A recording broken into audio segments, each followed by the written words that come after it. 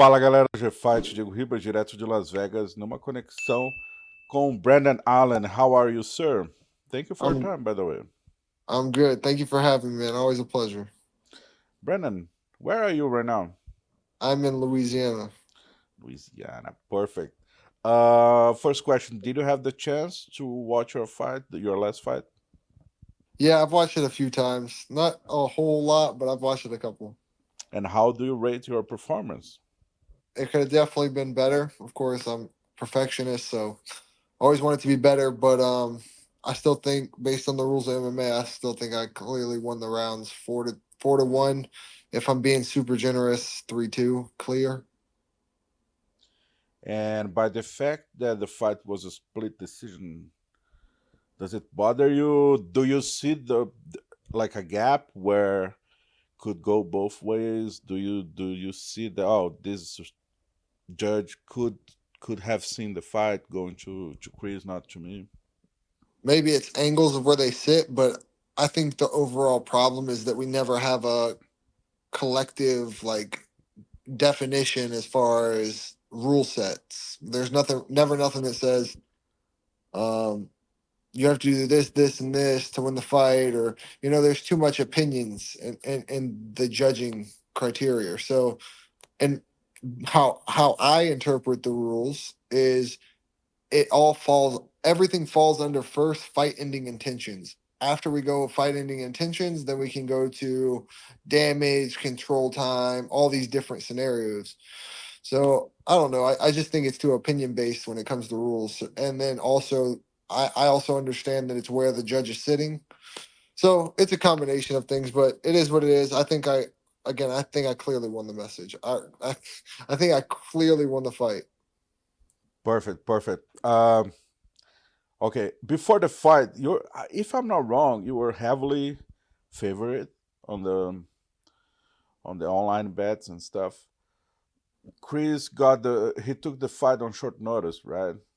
Mhm. And you had so many victories before this fight, a lot of submissions, and then the fight was closer than everybody thought. Not everybody, but I mean everybody who was gambling, whatever. After watching the fight and after fighting actually Chris Curtis, why do you think was way closer than was supposed to be?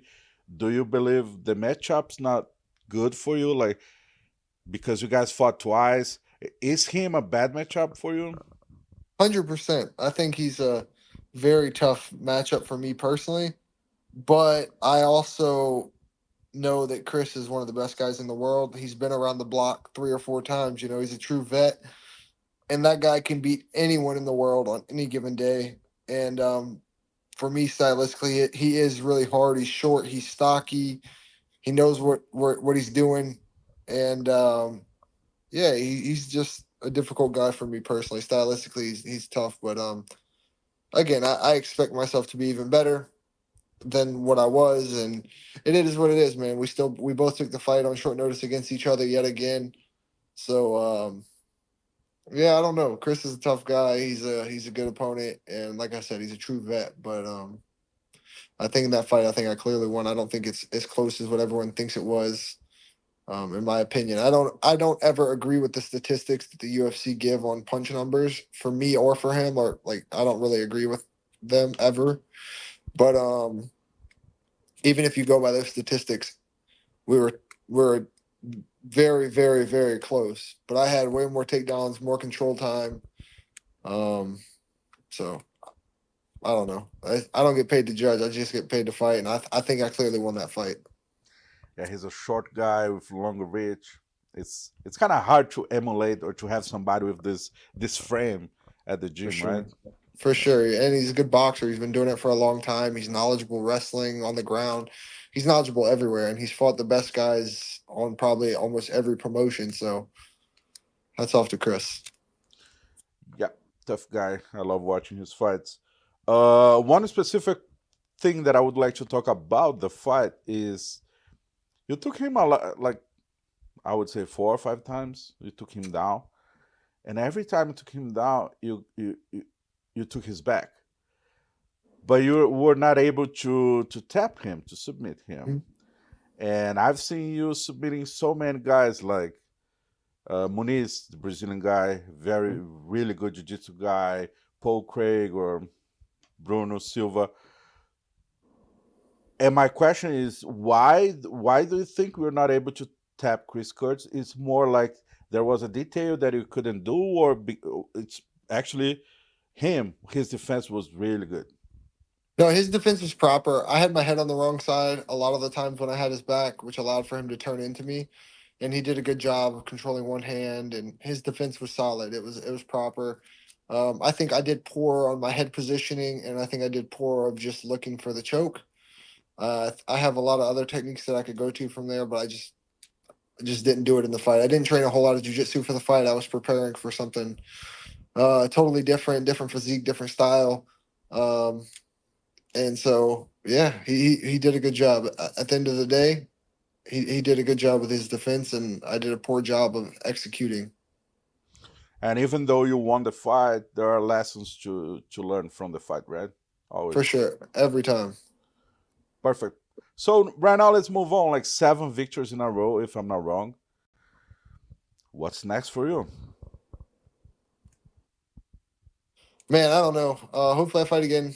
Hopefully, around like September 7th or something like that, because I think the schedule is kind of weird. But I want to fight in September, and I don't know. I know Sean's fighting Paulo Costa next, but win or lose, he'll still be ahead of me, and that's just still I want to get that one back. So I'm still hoping for the Sean Strickland fight, but you never know, man. I don't really get too much of what I want, so you never know what'll happen. Yeah, I just have the ranking open right now in front of me. So Paulo Costa's number 7. You are the number 6, and Marvin Vettori is the number 5. You were supposed to fight Marvin, then he got hurt, and Chris fought you. He Do you got think hurt. that?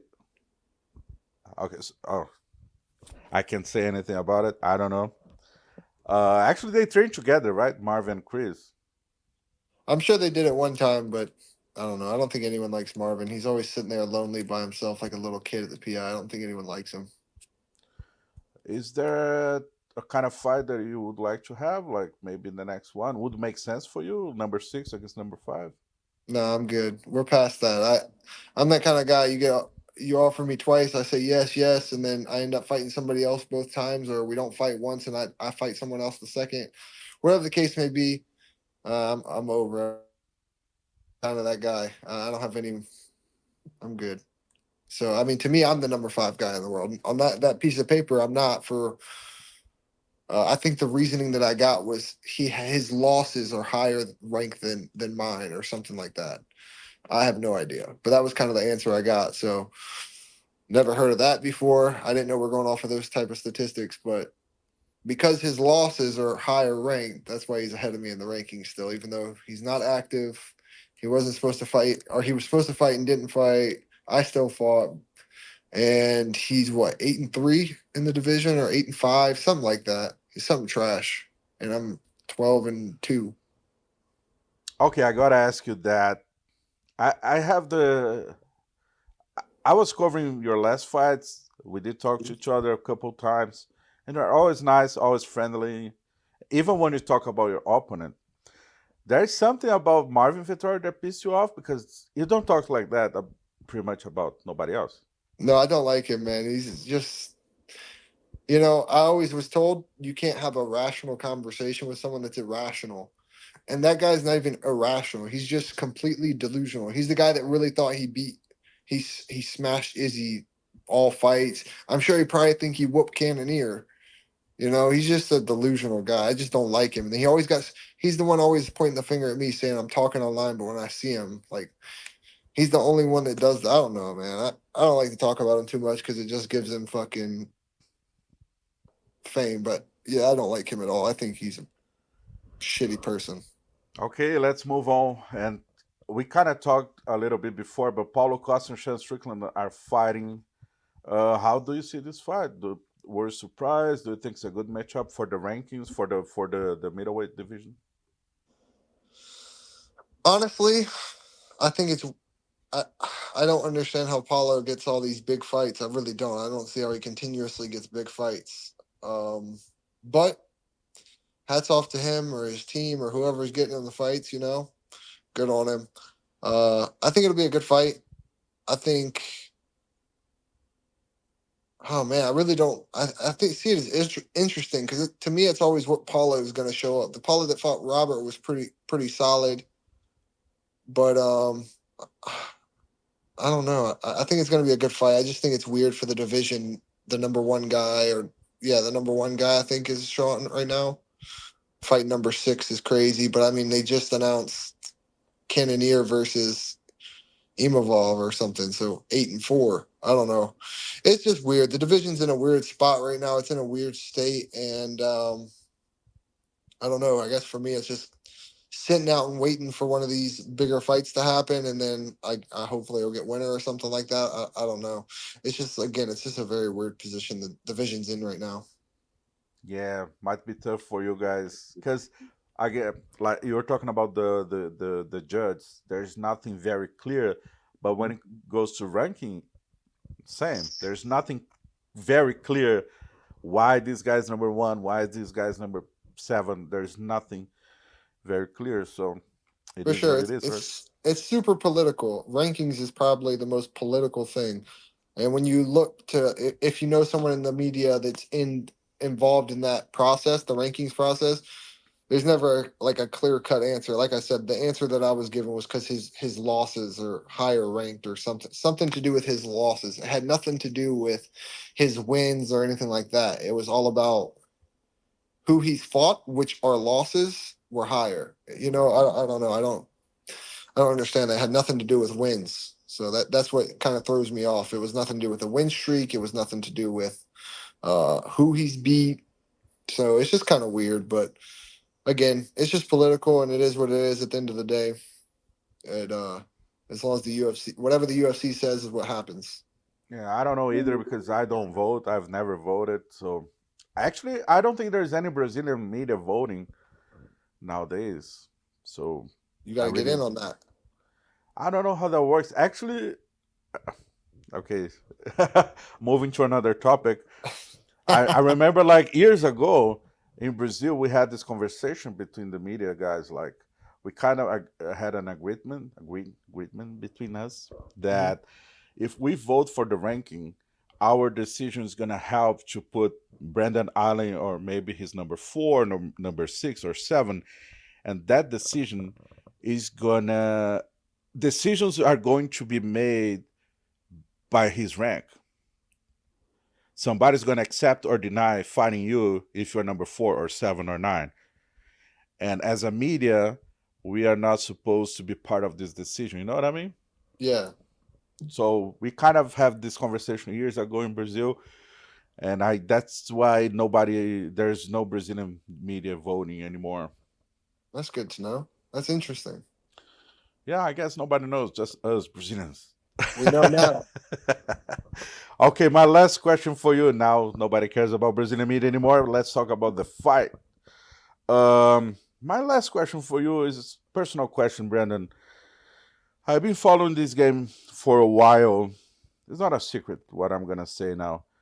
Do you believe you don't sell as much as your record provide? Because you have like 7 victories in a row, a lot of submissions. You fought so many good guys. But like you said, Paulo Costa is fighting the number 1. Maybe because he sells more, has more followers on social media. For sure. And so I'm going to ask you 2 things. One, do you believe you don't sell as much as you should or could? And the following question is, are you planning to change this situation somehow? No, I 100% feel that's the reason why. In the world, I understand a little bit of it, but at the end of the day, in my eyes and my rationale, the way I rationalize it is that the name of the company is the Ultimate Fighter Championship. The Ultimate Fighter being the first 2 words. I think I'm the Ultimate Fighter. I'm not the ultimate seller. I'm not the ultimate social media guy, but the fighter, I think I am. But I understand it's a business, and I 100% in my heart believe that's the reason why a lot of guys get opportunities more than I do is because they have a bigger following. But I have all the skills. I have everything fight wise to that. If it was skill wise, I'd be the champion right now, and there wouldn't be nobody touching me. That's how I feel. But as far as changing anything, to be honest, I really don't have the time to be able to go out here and push your social media. And I'm not very creative either. I can just fight. That's really it. I can fight. And like right now is the first time I've had to relax all week while my kids are sleeping. So um, this is a rarity right now after I fight. So yeah, I just don't have the time to go out there and find some new social media influencer type vibe. I haven't even been training since my fight. I've just been resting my body and taking care of things that I need to take care of at home because I don't train where I live. So, and more importantly, I'm trying to be a dad. I'm trying to spend time with my kids and be an influence on their life. And yeah, that's more important to me than going to be an influencer. So, um, eventually, they can't deny me as long as I'm winning. I'm getting paid, and I don't know. We'll see what happens. So you're not concerned. You are willing to take the long road to get to the belt. Like you're not planning to become more social selling, whatever. I don't know how to say that in English. Uh, In order to get to the belt shorter or faster. Yeah, no, I've always said I can't go outside and on social media, meaning outside, I can't go and do something crazy that isn't myself. At the end of the day, I have two young daughters who will grow up and eventually be on social media, and I can't be out here doing stuff like these other guys like Colby Covington and all these Conor McGregor. I can't do that. That's not for me.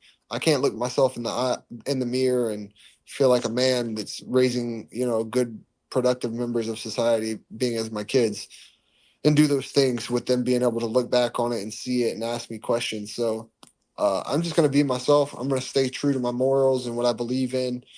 And yeah, I guess I'll have to take a little bit more. I guess I'll be like Leon Edwards, I Or think he had Charles like, Oliveira. Charles yeah, Oliveira.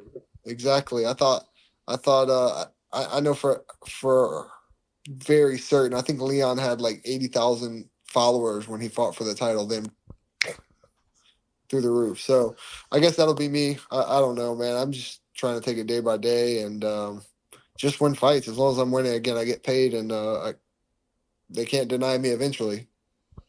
Perfect. Always a pleasure talking to you, Brendan Allen. Hopefully, we're gonna hear something new about your next steps.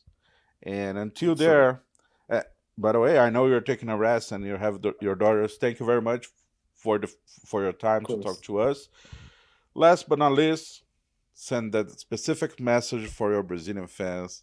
Why why do you think you're gonna become champion soon? Well, I wish my wife was here to translate for me.